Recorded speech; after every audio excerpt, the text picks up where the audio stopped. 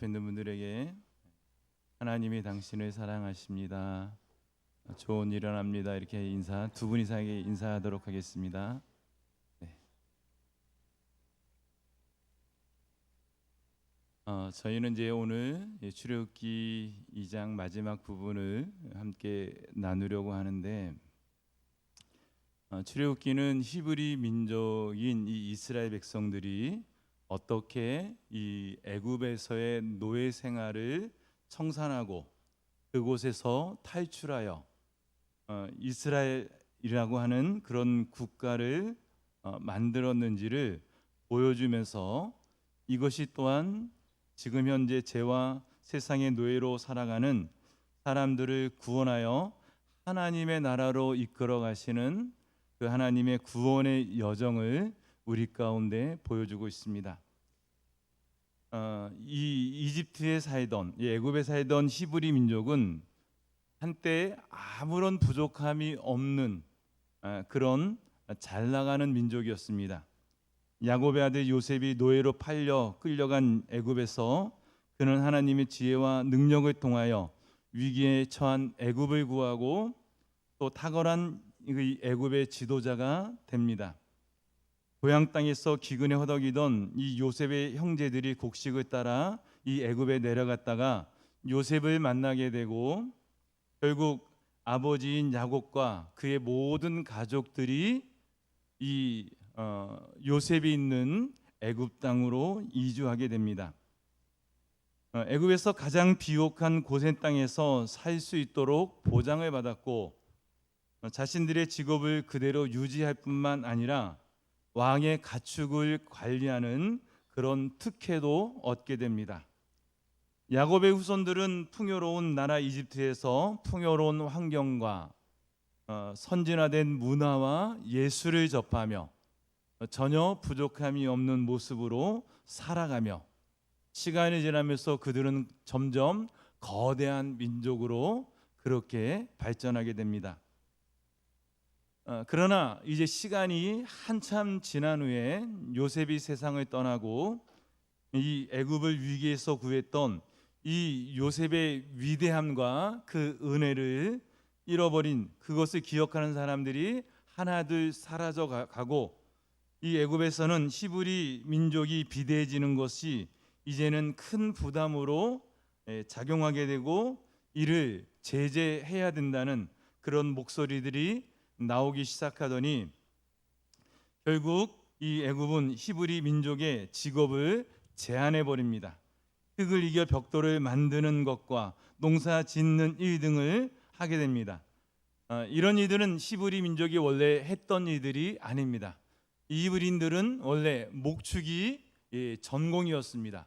그래서 양이나 소나 염소나 이런 것들을 광활한 초원에서 그것을 풀어놓아 키우면서 그러면서 살아왔던 민족인데, 그런데 그들이 그 자유를 억압당하고 흙을 이겨 벽돌을 만들고, 그리고 농사를 짓고, 그리고 이 나암과 비암새던 이 성들을 건축하는 고된 일에 그들이 끌려나가 그 일들을 억지로 하게 됩니다. 그들은 이제 더 이상 자유로운 시민이 아니라 노예로 전락한 그런 인생을 살아갑니다. 이것은 마치 누가복음에 등장하는 어떤 부잣집의 둘째 아들의 모습과 같습니다. 이 아들은 자유와 풍요를 꿈꾸며 아버지를 떠나 머나먼 타국으로 갔습니다. 그리고 아버지로부터 받은 그 유산을 그곳에서 허랑방탕하게 사용합니다. 기분을 내고 마음껏. 그러다 보니까 그 주변에는 항상 친구들이 많았고, 사람들이 그에게 입에 발린 칭찬을 하며 그 마음에 환심을 사가지고 그 돈을 함께 향락에 사용하게 됩니다. 그런데 이제 아버지에게 받았던 재산이 바닥나고, 그리고 그가 가진 것들이 다 없어질 때 이제 모든 상황이 바뀌어지게 됩니다. 그가 가진 것이 없어지자 애인도 떠나고 친구도 떠나버립니다. 그를 존경한다고 말했던 사람들이 그 곁을 떠나갑니다. 더 이상 아무도 그의 이야기를 들어주지 않습니다. 그래서 그는 하루아침에 비참한 신세가 되었습니다. 아무도 그를 사랑해주는 사람이 없었고 아무도 그를 불쌍히 여기지 않았습니다. 이 차갑고 냉엄한 현실 속에서 그는 이제서야 자신의 그 행동들을 하나하나 후회하고 오열하지만 이미 때는 너무 늦어버렸습니다. 그는 결국 이제 자존심을 버리고 살아남기 위해서 남의 집에서 돼지를 기르며 그 돼지가 먹는 주엄 열매로 겨우겨우 생계를 꾸려나가는 그런 사람이 되었습니다. 이 이야기는 세상의 풍요로움이 나쁘다는 것이 아닙니다. 우리 인생에 아버지를 잃어버린 이 삶이 얼마나 비참한 것인가를 우리에게 보여주고 있습니다. 여러분, 저와 여러분들은 다 이 땅에서 풍요로운 삶을 살아가기를 원합니다. 우리 자녀들이 잘되고 형통하며, 그리고 우리 가족들이 늘 평안하며, 그리고 내가 마음껏 쓸 수 있는 그런 물질을 얻기를 소망합니다. 근데 여러분, 그거보다 더 중요한 것이 무엇인 줄 아십니까? 하나님 아버지와의 올바른 관계를 맺고 그 아버지의 은혜 가운데서 그의 말씀에 순종하면서 그의 뜻대로 살아가는 것입니다. 많은 사람들이 이런 사실을 잃어버리고 마치 그것이 자유인 것처럼 아버지의 집을 떠나갑니다. 아버지의 뜻과 상관없이 살아갑니다. 그것이 비극의 시작입니다. 여러분, 이 히브리 민족은 모세를 통해서 한때 꿈을 가진 적이 있었습니다. 저도 참 요즘에 참 감사한 게 저희 교회에 청년들이, 어린아이들이 늘 어리다고 생각했어요. 늘 어릴 때 봤으니까, 그죠? 저희 혜민이, 충만이, 우리 희수, 은총이, 이런 청년들도 있고, 우리 아이들도 우진이, 온유, 민혁이 생각해보면 얼마나 어린아이들이에요. 그렇죠? 그런데 제가 요즘 그 아이들을 보면서 막 소망이 생기는 거예요.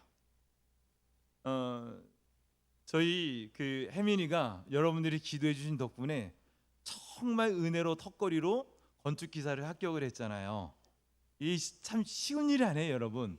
건축기사가 되는 게 시험 보는 사람들의 보통 합격률 한 20% 정도 된다고 합니다. 근데 한 번에 2차, 2차 시험을 합격해서 보란 듯이 그 기사 자격증을 가지고 왔더라고요. 제가 이제 들은 마음에 야, 잘 됐다. 이거 이제 우리 교회 건축할 때 써먹어야 되겠다.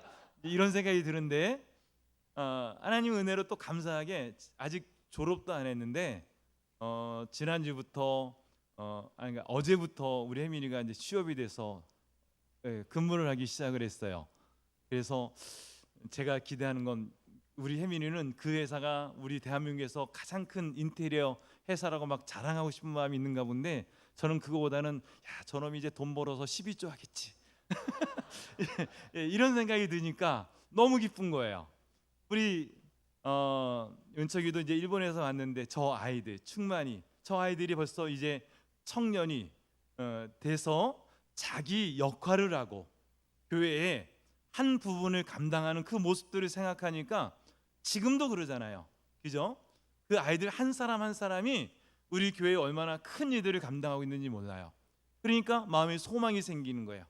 저희 어린아이들이 늘 철없고 생떼만 쓰는 그런 아이인 줄 알았는데 제가 오늘도 이렇게 찬양을 부르면서 이렇게 제가 꿈꾸고 있는 것은 야, 우리가 나중에 한 1년 뒤에는 온유가 이 일렉 기타를 치면 얼마나 이 풍성해질까. 우리 우진이가 드럼을 치고 옆에서 도와주면 얼마나 좋을까. 막 이런 생각들이 드는 거예요. 저희는 성도는 없지만 제가 늘 말씀드린 것처럼 한 사람 한 사람이 자기 역할을 하고 그리고 그 사람들이 다른 사람의 역할까지도 해주니까 제가 늘 생각할 때 우리 교회가 늘 작은 것 같지만 큰 일을 하고 부족함이 없는 것처럼 느껴지는 겁니다. 여러분, 우리 어린아이들을 보면서 꿈을 가지시기를 간절히 축원합니다. 그 아이들이 요셉이 되고 이삭이 되고 야곱이 되는 것들이 여러분 순식간에 일어날 것입니다. 그 아이들이 우리 교회의 소망입니다. 아멘. 네. 그러면서 우리가 이 꿈을 가져야 되는데, 이스라엘 백성들이 모세를 바라보면서 동일한 마음을 가졌을 것 같아요. 모세가 어렸을 때부터 잘생긴 아이라고 그랬습니다. 그죠? 그 잘생긴 것은 이목구비가 잘생긴 것이 아니라 하나님 보시기에 좋은, 하나님의 뜻대로 살아갈 아이로 여겨졌기 때문에 하나님께서 이 아이를 잘생겼다라고 말씀하셨는데, 이스라엘 백성들, 히브리 민족이 그 노예로 고통받는 삶을 살아가면서 이 갑자기 자신들에게 영웅이 등장한 거예요. 그게 누구죠? 모세예요. 그들은 노예로서 오늘 비참한 삶을 살아가고 있잖아요. 근데 같은 동족, 같은 민족인 이 히브리인 가운데 모세라는 어린아이가 왕궁에서 왕자로 자라나는 거예요. 여러분, 우리가 IMF 때 우리에게 영웅이 있었잖아요. 누구죠? 메이저리그의 박찬호 선수, 그 다음에 골프를 치는 박세리 선수. 우리는 삶이 너무너무 고단하고 힘들었지만 외국에서 그 한국인의 그런 그런 명예를 가지고 살아가는 우리의 그 민족적 자긍심을 높였던 그런 이 영웅들이 있어서 너무너무 고단하고 힘들었지만, 그러나 우리가 위로를 받을 수 있었고 그 어려움들을 이겨나갈 수 있었던 것처럼 이 히브리인들에게 모세는 그런 존재였습니다. 언젠가 저 아이가 왕자니까 우리 민족을 위해서, 우리를 위해서 무언가 해주겠지, 저 아이를 통해서 우리의 삶이 좀 더 나아지겠지, 여러분 그런 소망을 갖지 않았겠어요? 그런데 아직 그 꿈을 펼쳐보기도 전에 섣부른 모세의 열심과 생각으로 자기 민족을 죽이고 그 일이 탄로가 나서 결국 모든 사람들에게 총망받고 기대를 한 몸에 받았던 모세는 한순간에 그는 살인자가 되고 도망자가 되고, 그래서 미디안 광야로 도망을 가게 됩니다.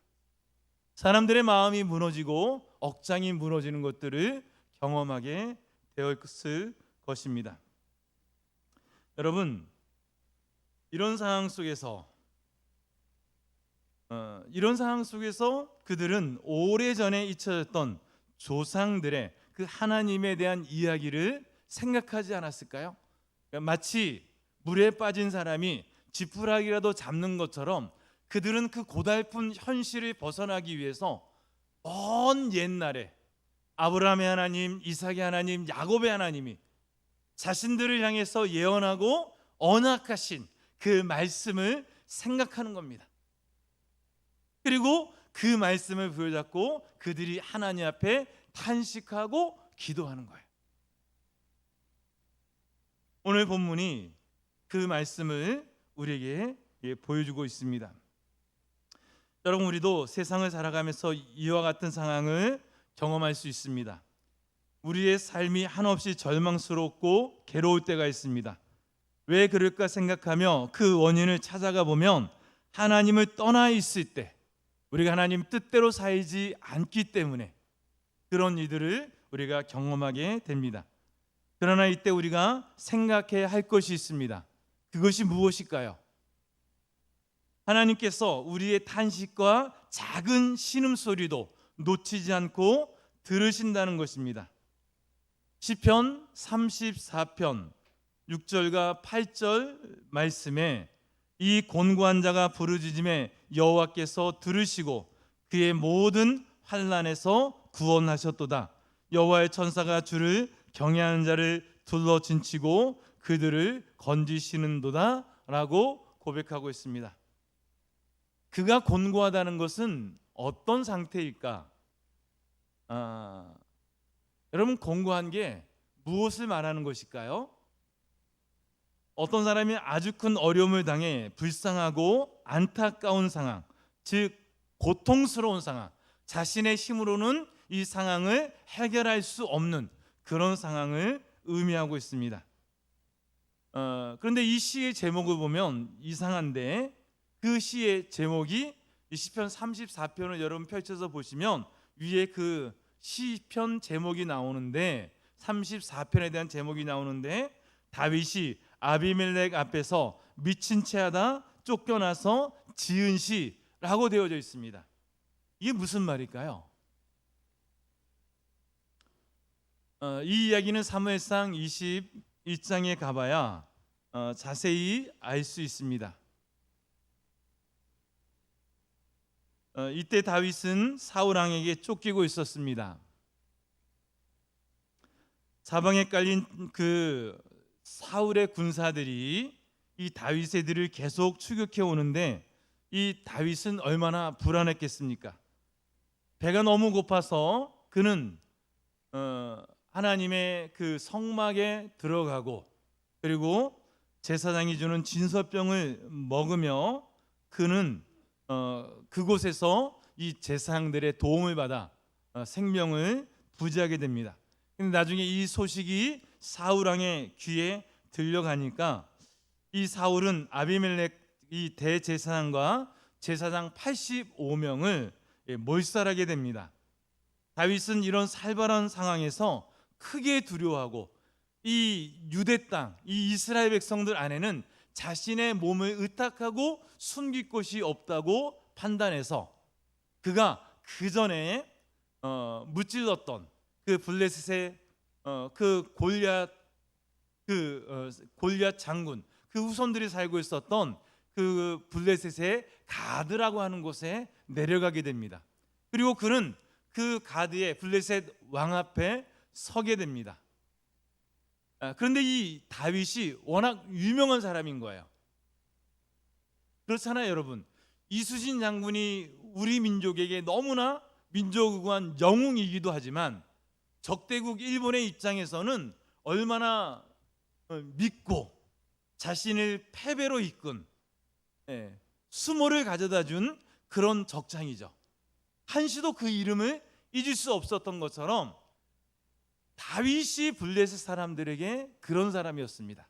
혹시나 하는 마음으로 그 블레셋 땅에 가서 왕에게 자신의 몸을 의탁하려고 하였지만, 주변에 있는 사람들이 이 다윗을 알아보고 수군수군하면서 저가 골리앗을 죽인 사람이 아니냐 이렇게 말하니까, 다윗이 내가 지금 적진에 와 있고 자신의 생명을 연장할 수 없게 되었다라는 그런 불안감이 생기면서 그가 자신의 생명을 부지하기 위해서 취한 방법이 무엇이냐면 미친 사람 노릇하는 겁니다.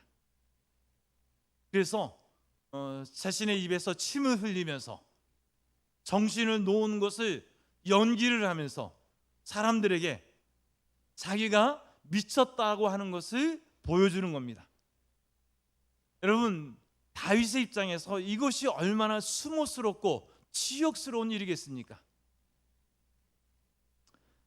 그런데 사실 그닥 가능성이 없어 보였는데, 다윗이 연기를 잘해서인지 이 블레셋 왕이 다윗이 미쳤다라고 인정하고 그를 왕궁에서 쫓아내는데, 그제서야 자신이 그 살아났다는 것에 안도하면서 지었던 시가 아까 34편 시편 찬송이었습니다.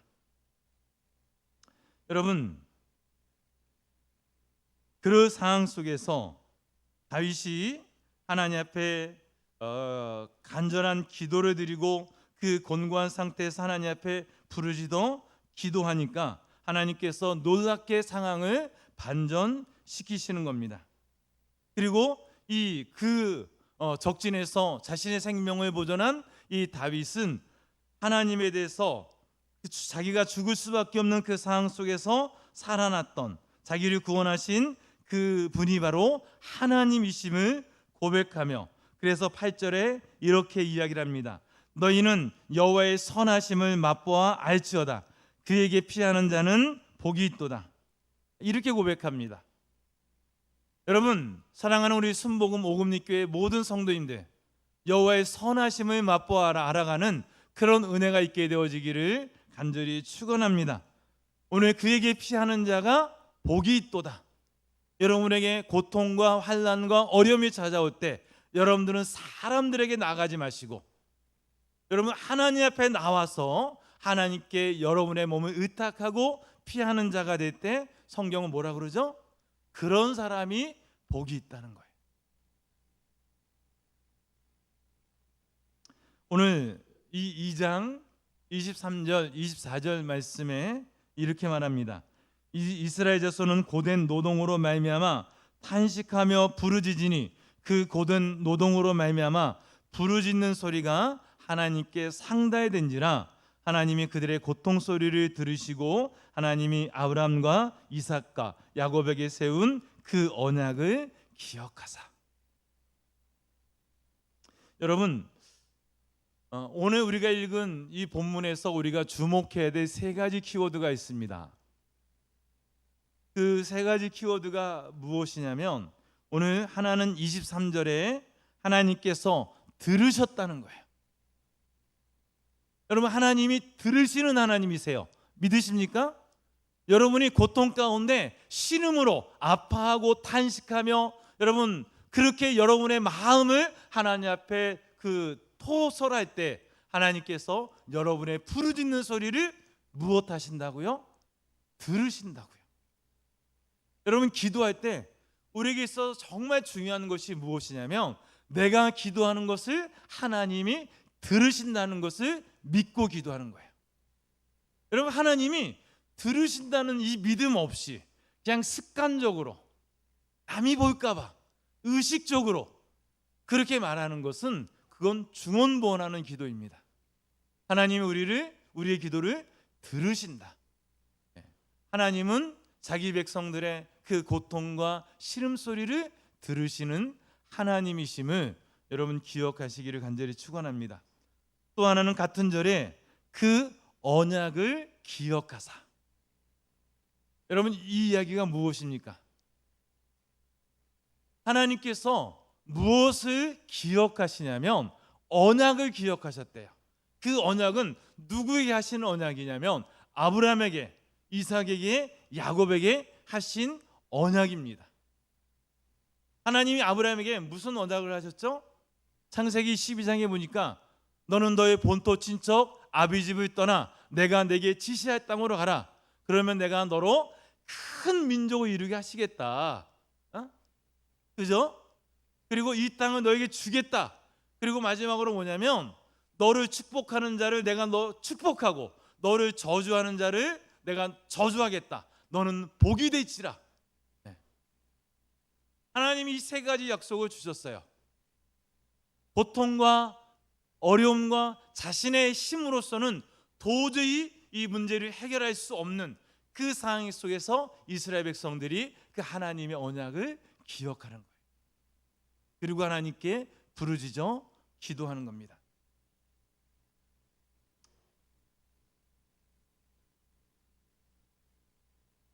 여러분 마지막 25절에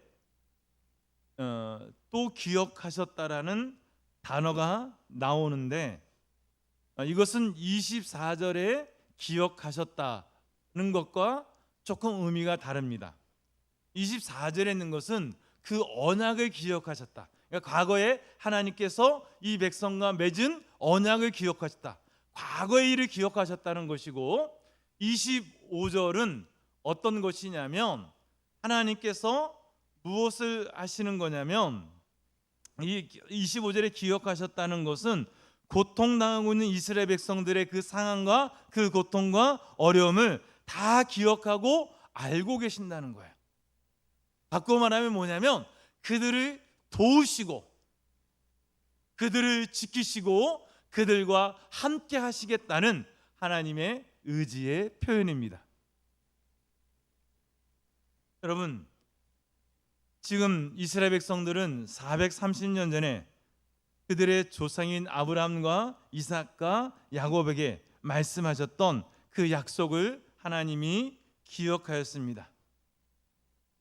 그래서 이 요셉이 애굽으로 내려갈 때 하나님께서 그러니까 요셉을 통해서 야곱의 야곱과 70명이 애굽으로 내려갈 때, 야곱의 일가가 애굽으로 내려갈 때 하나님께서 하신 말씀이 있어요. 왜냐하면 야곱의 마음속에 두려움이 있었던 거예요. 그 두려움은 무엇이냐면 내가 여태까지 평생 살았던 내 고향, 내 아버지의 땅, 내 할아버지의 땅, 그 땅을 벗어나서 이 애굽으로 내려간다는 것이 두려운 일이죠. 그렇지 않겠어요? 그 두려워하고, 그래서 이 애굽으로의 이주를 주저주저하고 있던 이 야곱에게 하나님이 찾아오셔서 하루는 말씀하시는데, 그 말씀이 무엇이냐면 이스라엘의 모든 소유를 이끌고 브엘세바에 이르러 그의 아버지 이삭이 하나님께 희생의 제사를 드리니 그 밤에 하나님이 이상 중에 이스라엘에게 나타나 이르시되 야곱아 야곱아 하시는지라. 야곱이 이르되 내가 여기 있나이다 하매 하나님이 이르시되 나는 하나님이라 내 아버지의 하나님이니 애굽으로 내려가기를 두려워하지 말라. 내가 거기서 너로 큰 민족을 이루게 하리라. 내가 너와 함께 애굽으로 내려가겠고 반드시 너를 인도하여 다시 올라올 것이며 요셉이 그의 손으로 내 눈을 감기리라 하셨더라. 아멘. 여러분, 이 말씀을 이스라엘 백성들이 기억하는 거예요. 그 말씀을 고통과 환난과 어려움 속에서 그것을 다시 추억하는 겁니다. 하나님이 우리와 함께 하신다고 그랬지. 하나님 우리를 강하게 하시고 큰 민족이 되어서 우리 이끌어 주신다고 말했지. 그 말씀을 기억하는 거예요. 그래서 내가 지금 비록 노예가 되어서 내 삶이 곤고하고 힘들고 어렵지만 내 힘으로는 이 문제를 타파하고 이겨낼 그런 능력이 나에게는 없지만 하나님이 말씀하셨기 때문에 그 하나님 앞에 하나님께서 나를 구원하여 달라고 기도할 수 있었던 것입니다. 여러분, 하나님께서 이스라엘의 신음소리를 들으시고 과거의 약속을 기억하셔서 그들을 구원하시 역사를, 새로운 하나님의 구원의 역사를 이제 시작하십니다. 광야를 떠난 모세를 찾아가 그를 부르십니다. 모세는 지극히 처음에는 소극적인 자세를 취합니다. 왜 그러냐면 40년 전에 그의 나이 40세 때 가장 혈기왕성할 때, 그가 가장 큰 권력과 힘을 가졌을 때, 그가 자기 민족을 위해서 무언가 해보려고 했을 때 하나님은 그때 모세를 외면했어요. 하나님께서 그때 모세를 도와주지 않았습니다. 그리고 모세는 살인자가 되어서 왕궁에서 도망하여 이 미디안 강야로 와서 한낱 목동 촌부로서 살아갑니다. 그 기간이 1년도 아니고 2년도 아니고 무려 40년의 세월을 광야에서 보내요.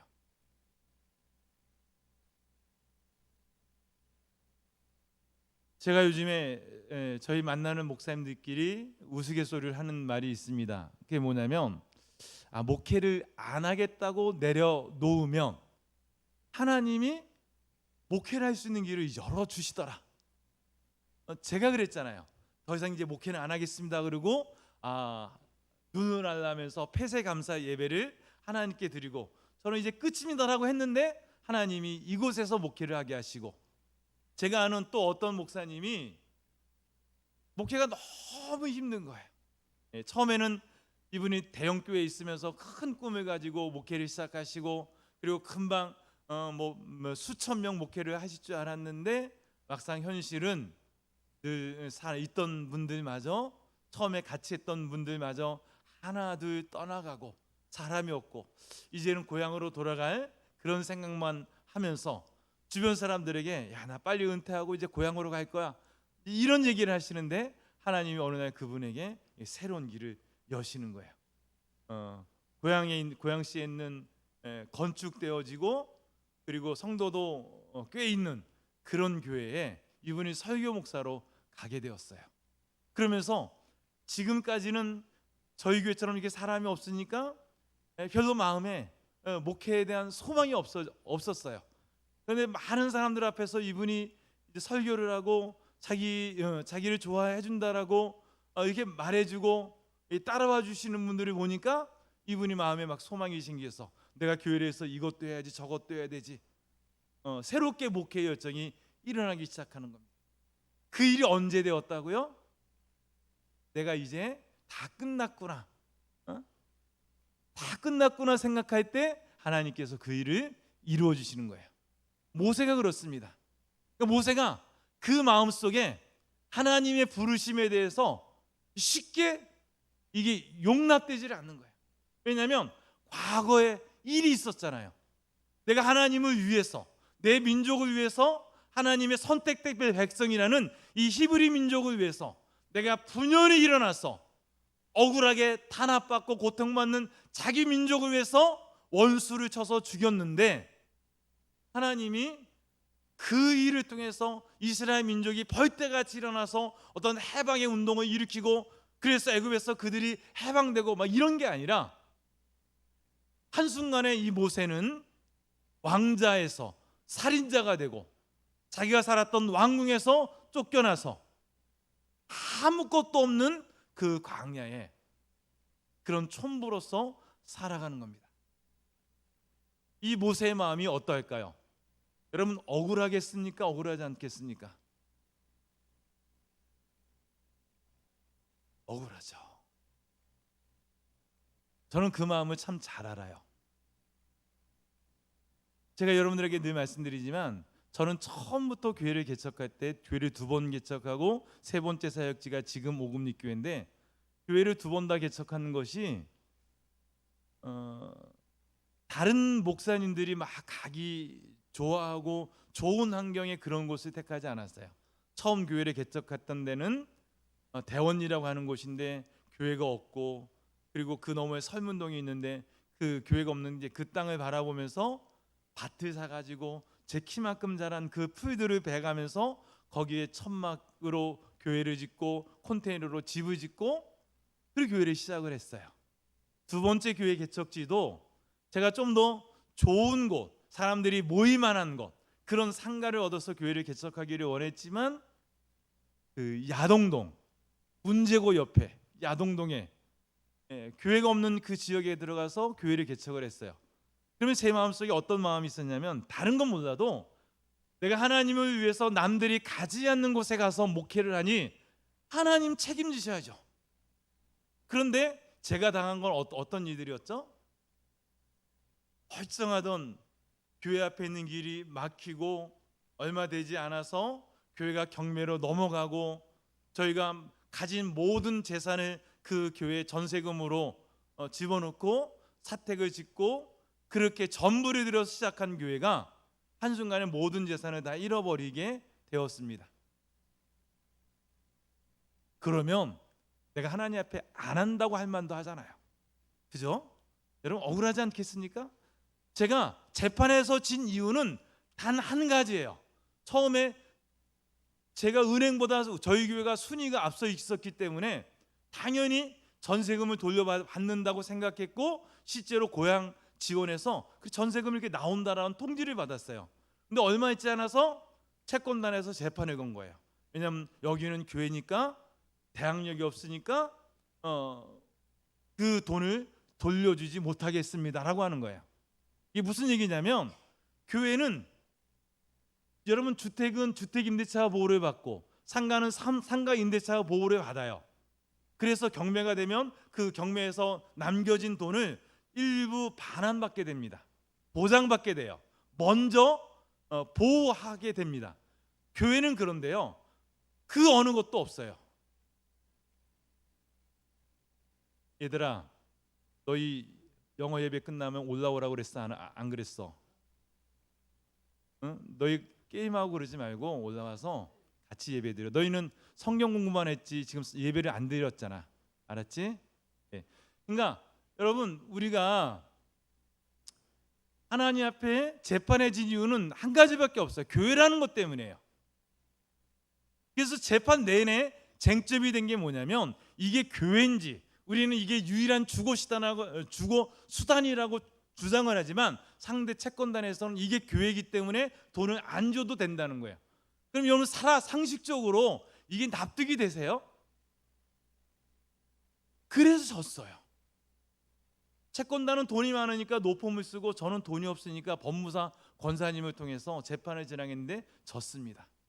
제 마음이 억울하겠어요? 억울하지 않겠어요? 잘 모르시겠어요? 한번 당해봐야 아시겠습니까? 네?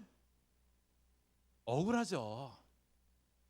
내가 하나님을 위해서 남들이 가지 않는 곳에 교회를 개척하고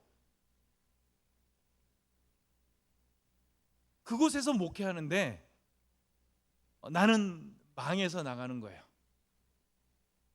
그래도 처음에 그곳에서 예배 드릴 때, 창립 예배 드릴 때 하나님 주신 마음이 있어서 목사님들 모시고 내 돈으로 밥사 드리면서 폐쇄 감사 예배 드리고, 그리고 저는 이제 끝이라고 생각했어요.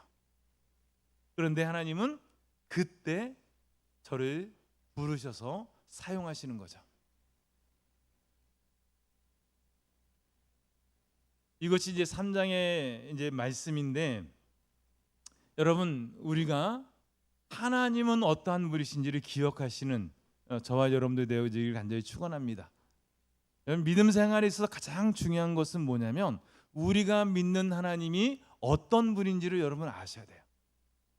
오늘 성경은 그 하나님에 대해서 우리가 부르짖어 기도할 때 들으시고 옛 언약을 기억하시며, 그리고 우리의 오늘 형편과 어려움들을 기억하사 도우시고 보호하시고 지키시는 하나님이라고 말씀하십니다.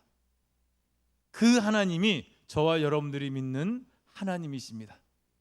그 하나님 앞에 저와 저의 삶을, 여러분의 삶을 맡길 때 여러분, 하나님이 여러분들을 책임지시는 줄로 믿습니다.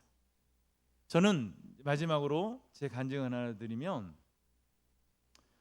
제가 그 두 번째 교회를 개척하는 곳에서 처음에는 저희 가족들과 함께 시작했어요. 저희 어머니도, 저희 그 동생네도, 나중에는 저희가 너무 어려우니까 장인 장모님도 오셔서 그 교회에서 도와주시고 그랬어요.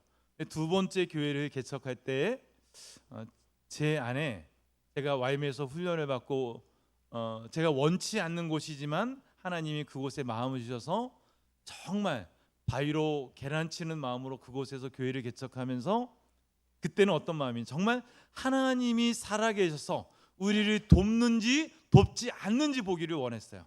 주변에 저희 동생들도 부르지 않고, 그 전에 함께 신앙생활했던 사람들 다 부르지 않고 저희 가족들만 신앙을 개척교회를 시작을 했습니다. 처음 창립 예배를 드릴 때 그래서 정말 120명, 150명씩 와서 예배를 드리니까 막 사람들이 앉을 데가 없어 밖에 서가지고 예배를 드리는 거 얼마나 보기 좋아요, 여러분. 근데 그 다음 주부터 아무도 없어요. 개미새끼 하나 한 마리 없는 거예요. 저희는 그곳에서, 저희 희수가 초등학교 3학년이었나요? 혜민이가 5학년이었고 혜성이가 중학교 1학년이었을 때 이 아이들을 악기를 치게 하면서 매일 저녁 8시부터 9시까지 저희가 원띵 예배를 드렸어요. 매일같이. 아이들이 학원 갈 시간도 없어요. 매일같이 하나님께 그렇게 예배를 했습니다. 그때를 생각하면서 저도 그렇고 저희 아내도 그렇고, 하나님, 이 아이들이 하나님 어릴 때부터 주님 앞에 헌신하지 않았습니까? 하나님, 이 아이들을 축복해 주세요. 이렇게 기도했습니다. 그리고 요즘에 보니까 우리 아이들이 정말 하나님 앞에 축복받는 인생을 살아가고 있구나라고 하는 것을 깨닫게 됩니다. 좋은 대학 아니지만 아이들이 나름 자신에 대한 분명한 인생의 목적을 가지고 교회가 소중한 것을 알면서 이제는 조금씩 이 교회에서 예배드리는 것에 대해서 자신의 마음을 담아 드리기 시작하고, 그리고 무엇을 선택하고 결정하든지 자신의 욕망이 이끄는 대로 하지 않고 부모와 의논하고 하나님의 자녀답게 조금씩 그렇게 변해가는 모습을 보니까 아, 제가 참 하나님 앞에 많은 축복을 받았구나. 우리 아이들이, 제가 늘 저 아이들이 힘들고 어려울 때마다 늘 기억하는 게 뭐냐면 그 어려운 때 하나님 앞에 헌신했던 그 시간들을 기억해요. 하나님도 그러하실 거예요. 저는 우리 교회 여러분들, 우리 온유나 우진이나 민혁이가 다른 대형 교회들처럼 무슨 좋은 기자재가 갖춰지고 그리고 많은 아이들이 있고 이런 곳에서 주일 예배를 드리고 성장하지 못하는 것에 대해서 저는 개인적으로 제가 담임 목사로서 미안한 마음을 갖고 있지만, 어떤 분이 그러시더라고요. 야, 그게 축복이야. 응? 나도 대형교회에 있어서 어린아이도 가르치고 다 해봤지만 그 아이들을 그 목회자의 마음을 가지고 가르치는 사람이 누가 있어? 그리고 여러분, 이 아이들이 오히려 우리는 그것이, 여러분들은 부모로서 안 됐고 불쌍해 보이지만 할아버지와 부모와 어른들과 함께 예배하고, 저는 이것이 오히려 축복이라고 생각합니다. 우리 아이들은 여러분 잘못될 수가 없어요. 우리에게 좋은 많은 다른 선택의 기회가 있지만 교회를 사랑하고 하나님을 사랑하는 마음으로 드렸던 그 헌신들을 하나님이 무엇 하신다고요? 기억하시는 거예요. 그 하나님을 기억하시는 저와 여러분들 되어지기를 간절히 축원합니다. 함께 찬양하셨으면 좋겠습니다.